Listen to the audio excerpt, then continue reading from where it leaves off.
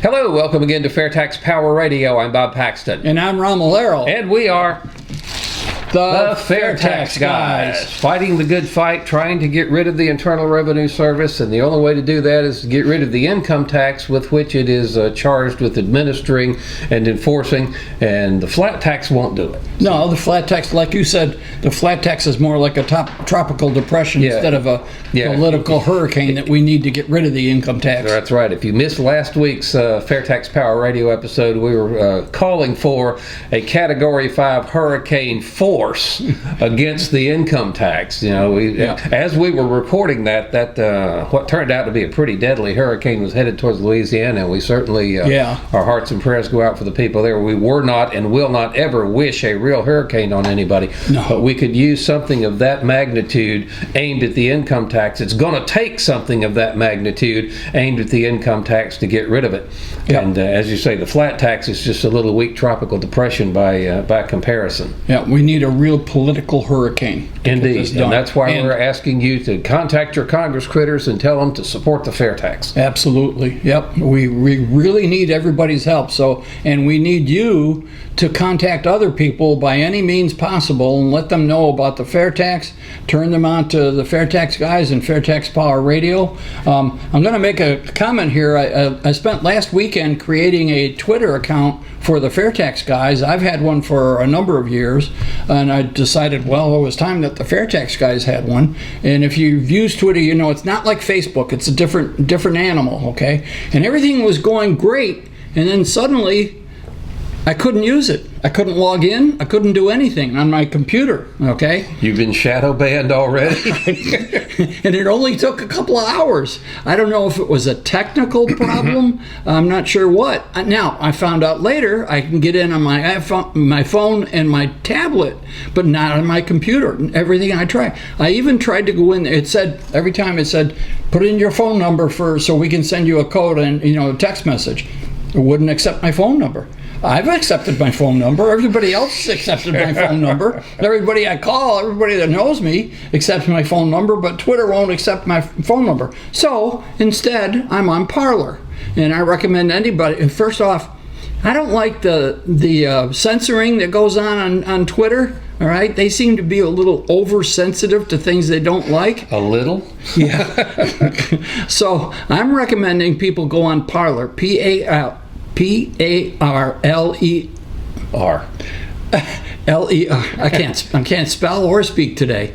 Anyways, go on to Parler. It's also free. They don't censor stuff. I mean, you're going to find things from everybody, both the right and the left. But as long as they're not threatening anybody, they have certain standards. But they don't kick people off because they don't like what they said. All right. Yeah, they don't consider conservative opinions hate speech. Yeah, exactly. So that's it. And that's my story, and I'm sticking to it. Okay. Well, we were talking about Congress critters a minute ago. Let's see what they're up to. Oh, yes. They've got some good ones there. You will not believe what's in here this week. They have got all kinds of stuff. Again, what we're talking about is going to congress.gov and putting the words Internal Revenue Code, and close those in quotes so you're searching on that whole phrase.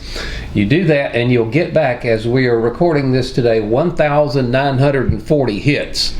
Most of which are, proposals to change the tax code. You know what's interesting, Bob?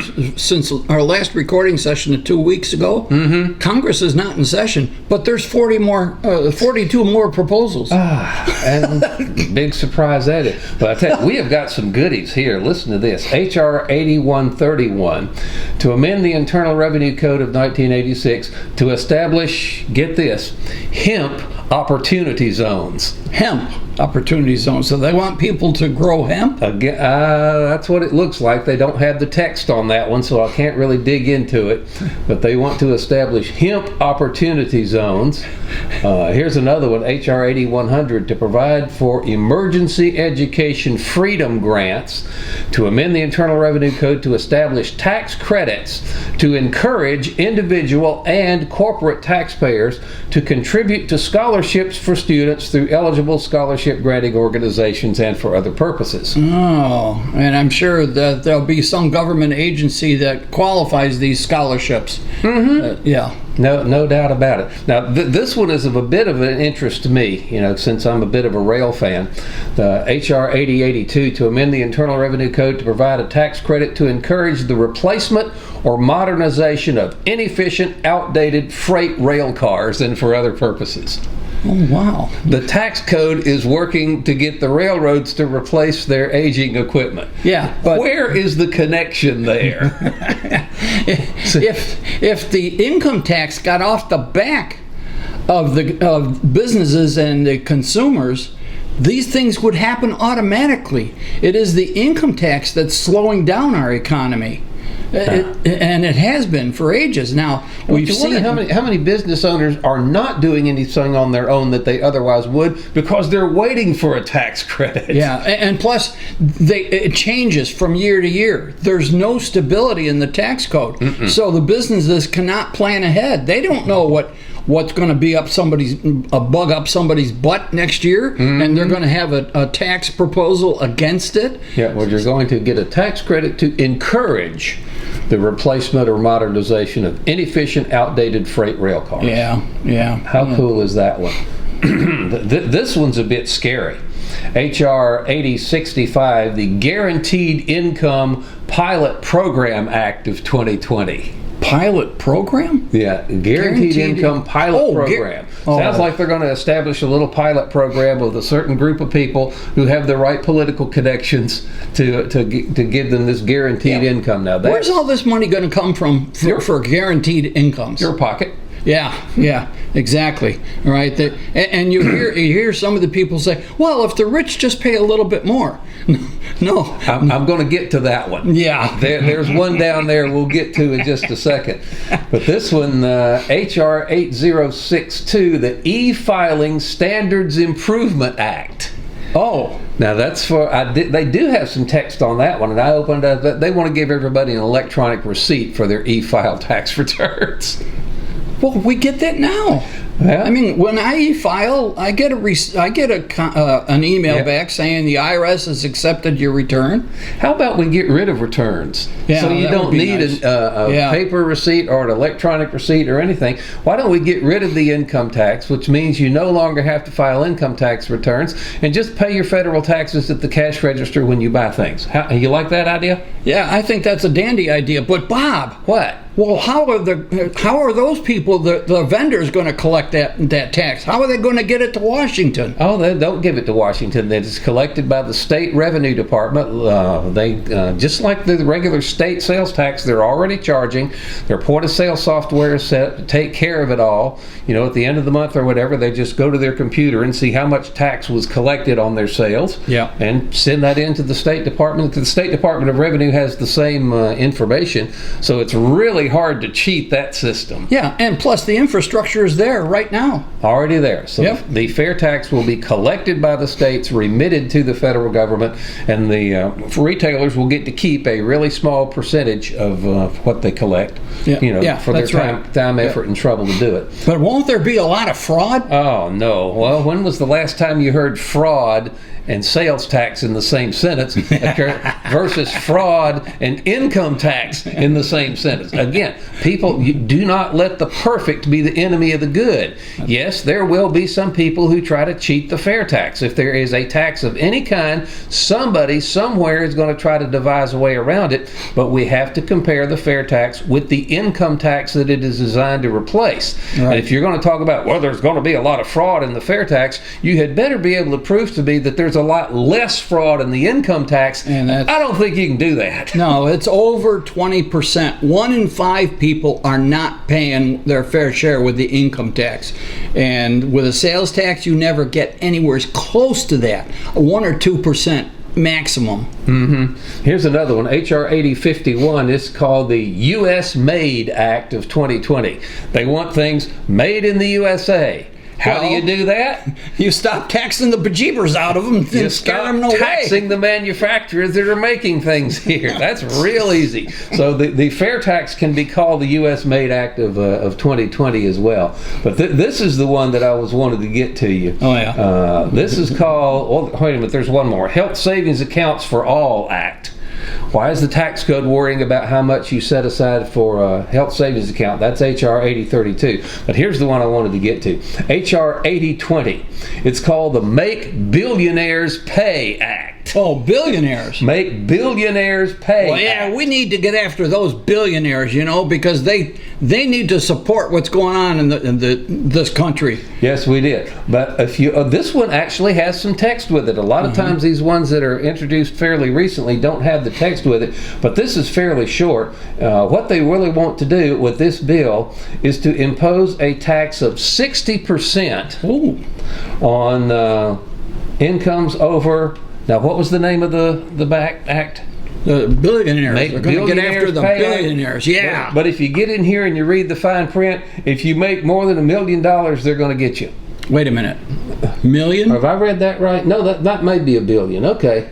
1, 2, 3, 4, 5. No, I read that wrong the first time. That is $1 billion. So it is right. I read that the first time. It says, looked like they called it the Billionaires Act, and then they set the threshold at $1 million. No, that is an actual billion there. I read it. I apologize. I read that. Yeah, wrong but you know what? It's still, whether it's $1 million or $1 billion, if they ever passed something like that, yeah, but here's the threshold of $1 billion suddenly drops to half of that. Suddenly drops to half of that. Right. The thing says it's to impose an emergency tax on the increase in wealth of billionaires during the COVID-19 pandemic in order to pay for the out-of-pocket health care expenses, the uninsured, the underinsured, including prescription drugs, for 1 year. How much you want to bet that if that thing passes, that 1 year becomes 2, becomes 3, becomes 4, becomes permanent? Well, yeah, because what will happen is the billionaires, in which the government is taking 60% of what they earn, they're going to take off. I mean, these people are mobile, right? And we have seen it. People are fleeing California and New York in droves, and France. To the extent that the governor of New York is begging people to come back and pay my taxes, will you? Yeah. So he even said he would take them out to dinner.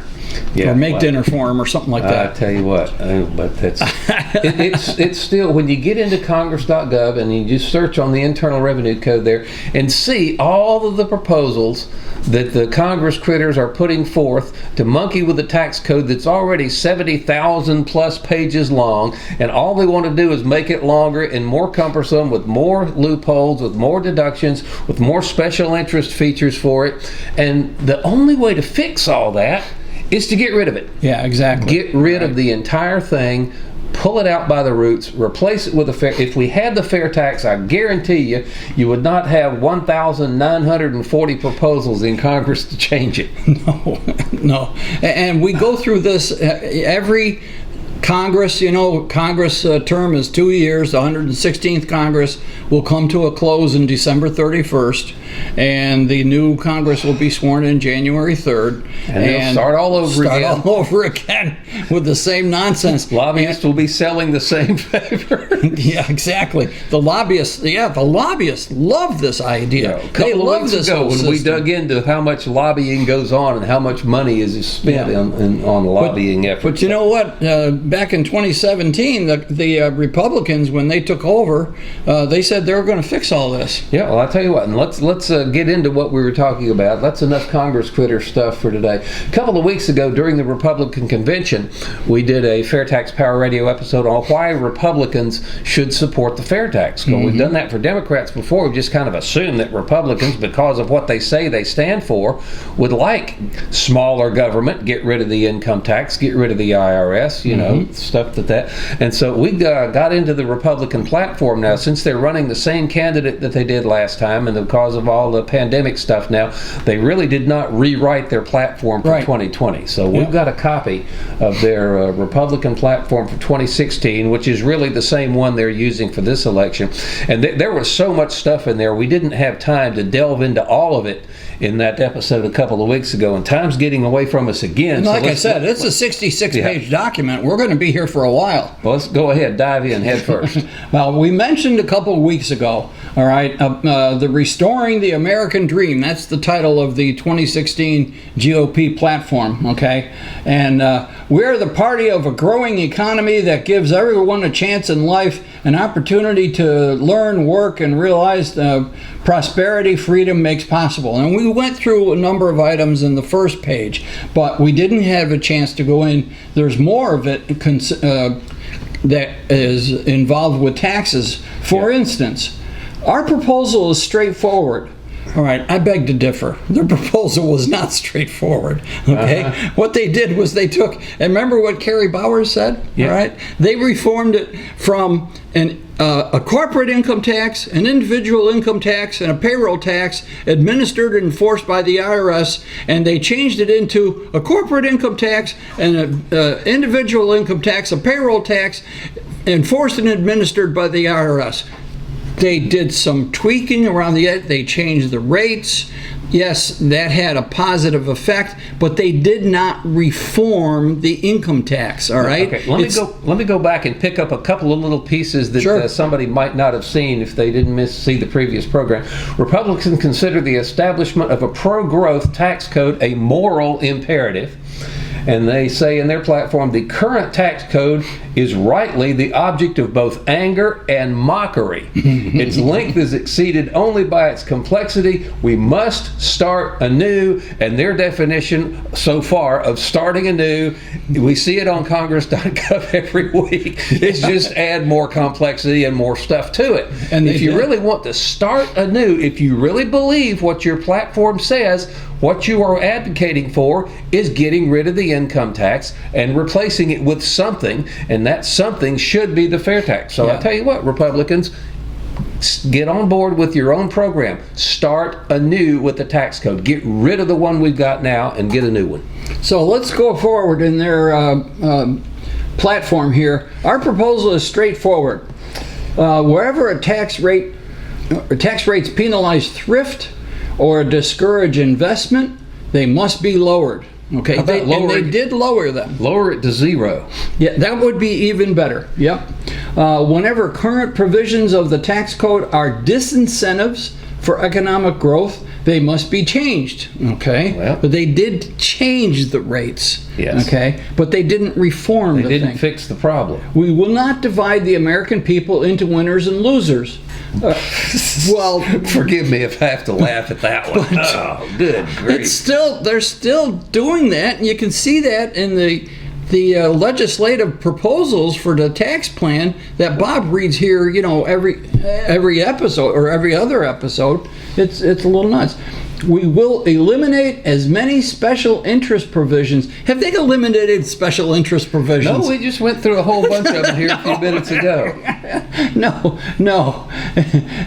And loopholes as possible, and curb the corporate welfare. They got all the buzzwords in there, you know, to make it sound good, but they really didn't. If they believe what they're saying, they should be supporting the fair tax, because the fair tax checks off every one of those boxes in a much superior fashion than the income tax does.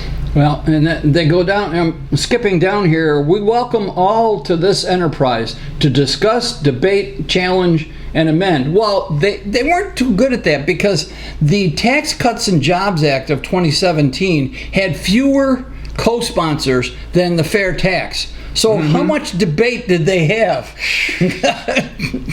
I love this next point. We oppose tax policies that deliberately divide Americans or promote class warfare. Yeah, but they didn't get rid of them, did they? You could not have devised a system that is more prone to enhancing class warfare than the income tax. I'm going to raise taxes on this group, I'll give this group a break, and this group is going to get something else, and this group is going to get something else. Yeah. But the thing we saw earlier on the Congress.gov, if you are wealthy and successful, the income tax is coming after you big time. We're going to they want to nail you. Yes, but we've already shown that the fair tax will also tax those that have the best means to pay for it. It will tax them in a progressive manner. If you've got a lot, the fair tax is not going to let you slide. If you don't have much, the fair tax is going to give you quite a break. Exactly. Yep. Yeah, absolutely. Now, in another section here, going down a little farther, a competitive America.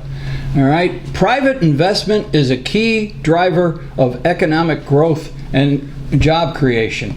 And then they go on to say American businesses now face the world's highest corporate tax rates. Now remember, this was in 2016, and they did before the Tax Cuts and Jobs Act lowered it down some. And they did drop the tax rates somewhat, but they didn't drop it to zero like the fair tax does. But see, it reduces companies' ability to compete overseas, encourages them to move abroad, lessens their investment, cripples job creation here at home, lowers American wages, and fosters tax avoidance of tax liability without actually increasing revenues. Now, I have a couple of things here.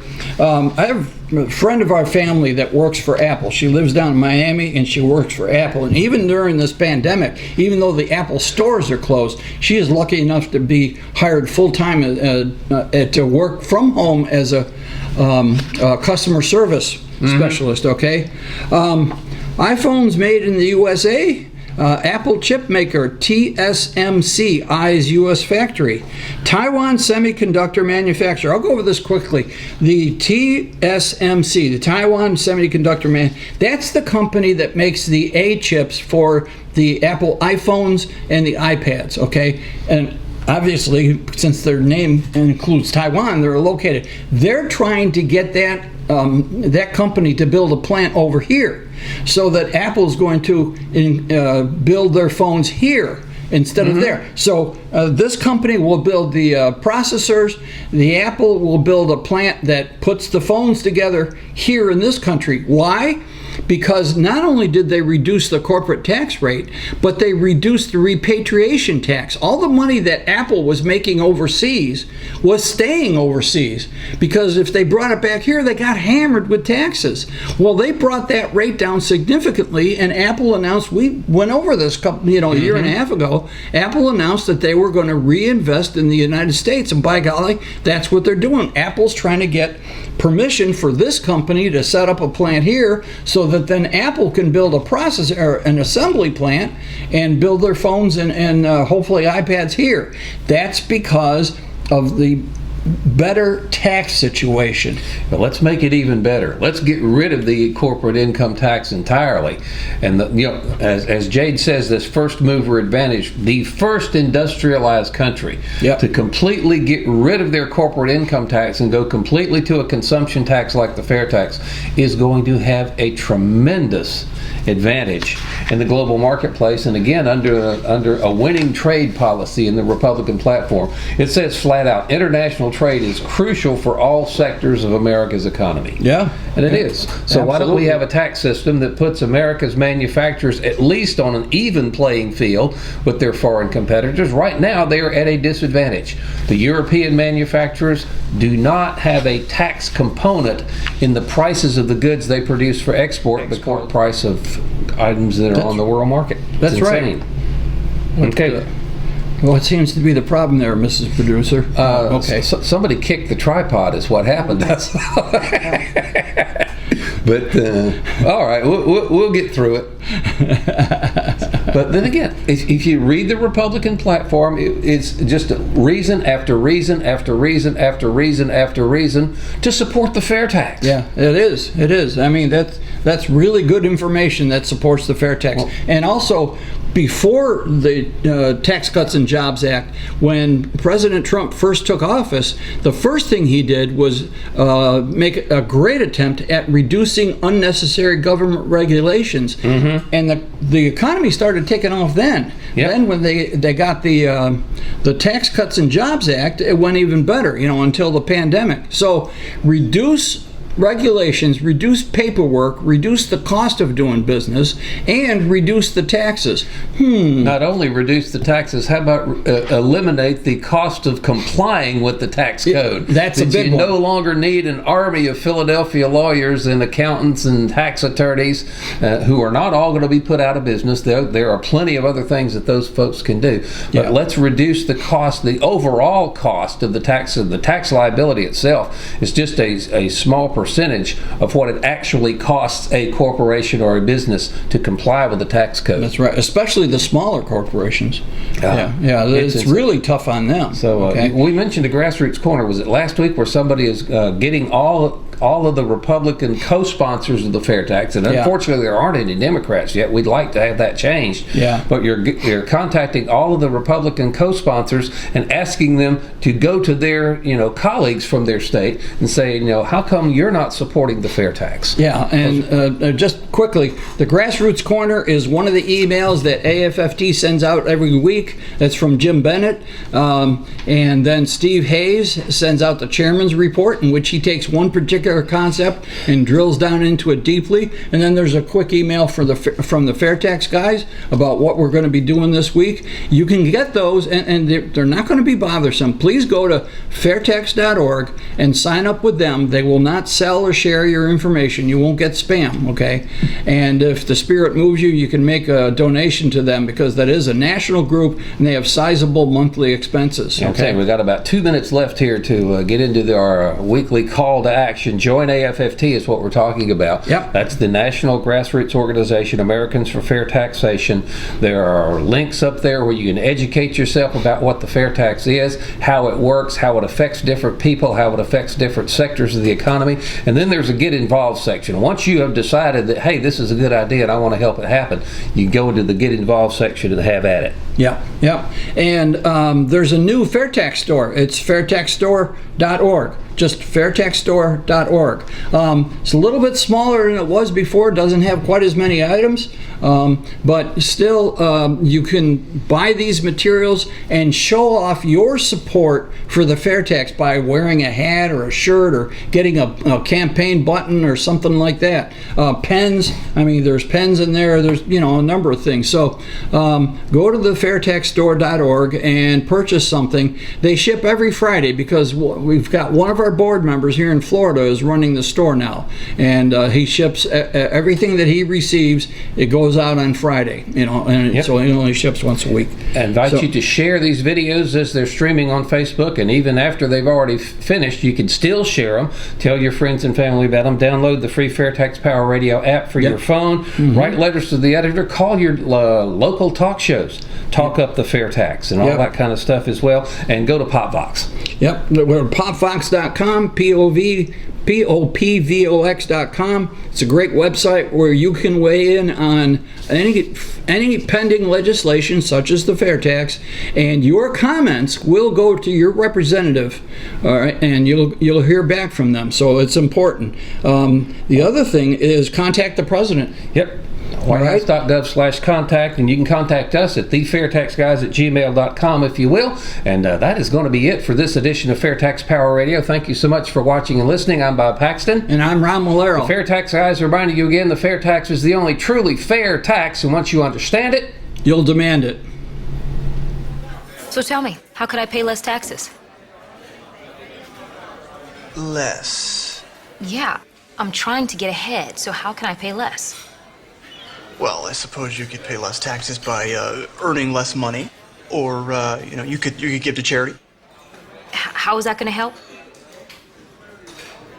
Actually, I'm not supposed to tell you this, but if you know the right people, okay, or if you have a really good lawyer, you can usually get around the big ones. If I may, under the fair tax, to pay less taxes, you would simply consume less. You would control how much you pay and when you pay your taxes simply by choosing what you purchase and when you purchase something. So I could stay focused and get ahead. Exactly.